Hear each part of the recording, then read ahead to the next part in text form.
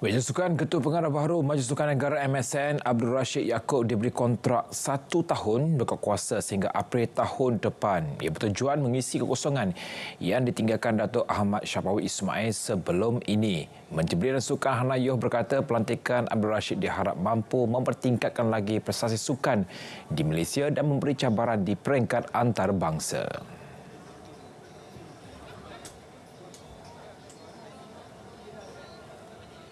Ketua Pengarah Majlis Sukan Negara Encik Rashid telah mendapat kontrak beliau dan beliau akan menjadi Ketua Pengarah untuk 1 tahun dan saya berharap dalam 1 tahun ini beliau akan terus bersama kita untuk membangunkan Majlis Sukan Negara dan melakukan pembaharuan untuk kebaikan atlet dan juga untuk jurulatih-jurulatih semualah. Bila ditemui berita selepas majlis berbuka puasa di MSN turut hadir timbalannya Adam Adli Abdul Halim. Hana turut mengingatkan semua atlet untuk menjaga kesihatan sebaik mungkin menjelang Aidilfitri. Majlis Paralimpik Malaysia MPM akan mengadakan perbincangan bersama MSN dalam tempoh terdekat. Antara tumpuan mengenai kebenaran jurulatih para negara yang terpalit dakwaan salah laku seksual kembali semula bertugas. Presidennya Datuk Seri Megadi Syahriman Zahrudin berkata perbincangan berkenaan mampu menghasilkan kata sepakat yang positif untuk kem renang para. Sponsor Majlis Sukan Negara saya nampak main.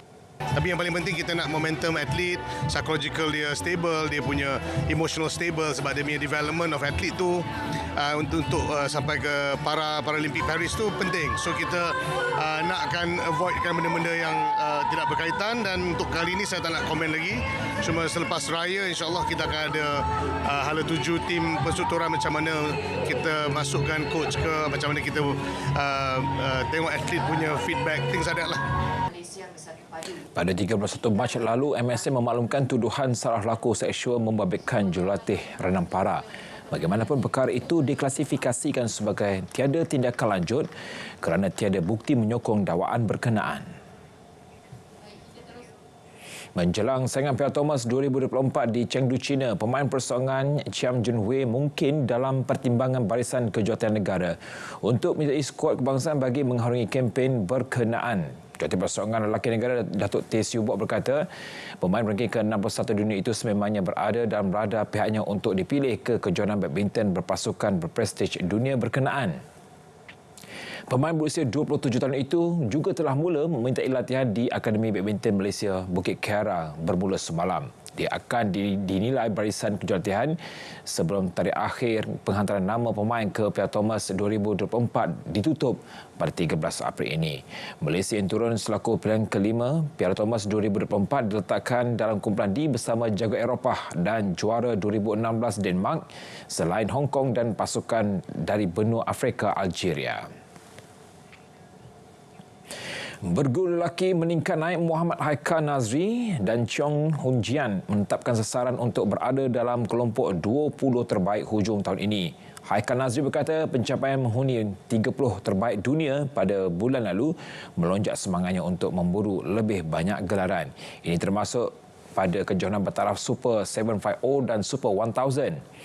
Ia sekaligus merealisasikan impian mengejar kedudukan tertinggi dalam karier mereka pada penghujung musim ini. Mengejar kedudukan tertinggi dalam ranking dunia selain menjadi antara pasangan utama negara sememangnya menjadi misi utama dia dan Hun Jian sejak digandingkan Ogos lepas. Pasangan itu mengumpul 3 gelaran jelajah dunia melibatkan cabaran antarabangsa Saib Modi di India 2023, Masters Guwahati dan Masters Orleans 2024.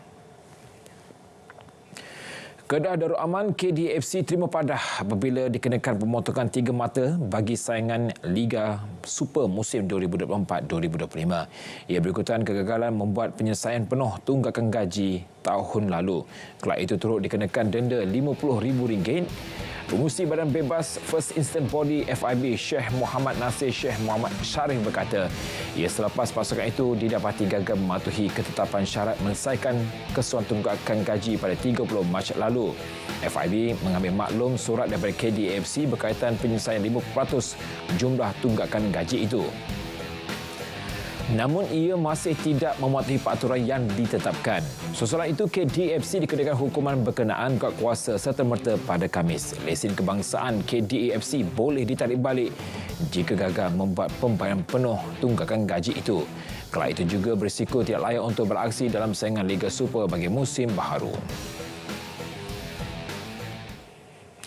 Tenis terbuka Astoria pilihan utama kejohanan Casper Ruud dan Hubert Hurkacz mengesahkan tiket ke separuh akhir apabila mereka berjaya menundukkan lawan masing-masing dengan kemenangan straight set. Beraksi di gelanggang tanah liat, Ruud melangkah ke pusingan seterusnya selepas mudah mengatasi wakil Hungary Martin Fucsovics 6-3 dan 6-2. Selepas ini, juara bertahan dari Norway itu perlu mengharungi cabaran wakil Sepanyol Pedro Martinez yang terlebih dahulu menewaskan Richard Gasquet 6-4, 6-4. Manakala Hurkacz pula menguasai pertemuan menentang Pablo Lamar Ruiz. Wakil Poland itu menyikang Yamas Ruiz dengan keputusan 7-6 dan 6-4. Maju Hurkacz di separuh akhir pemain Chile Cristian Garin. Garin turut mara selepas bertegur lumus mengatasi Nuno Burgos 6-2 dan 7-6. Beralih ke perkembangan MotoGP, Fabio Quartararo kekal bersama motosikal Yamaha sehingga 2026. Yamaha Motor Company mengumumkan bekas juara MotoGP itu menandatangani lanjutan kontrak selama 2 tahun lagi. Quartararo memenangi kejuaraan MotoGP bersama Yamaha pada 2021 selepas mentai pasukan kilang itu bagi menggantikan Valentino Rossi. Namun pelumba berusia 24 tahun itu seakan bergeluk untuk mengungguli kejuaraan apabila Ducati mendominasi kelas perdana dengan jentera lebih ampuh. Pada tahun 2022, Quartararo ketinggalan 91 mata di belakang juara Francesco Bagnaia dari Ducati. Manakala tahun lalu pelumba Perancis itu hanya meraih 3 podium selain menduduki 10 tangga terakhir sepanjang musim. Sebelum ini, spekulasi Quartararo mahu beralih arah dengan kontrak yang sepatutnya berakhir penghujung musim 2024 diperlukan lagi dengan kekecewaan berlarutan. Begitupun tuah masih berpihak kepadanya dengan lanjutan kontrak bersama Yamaha.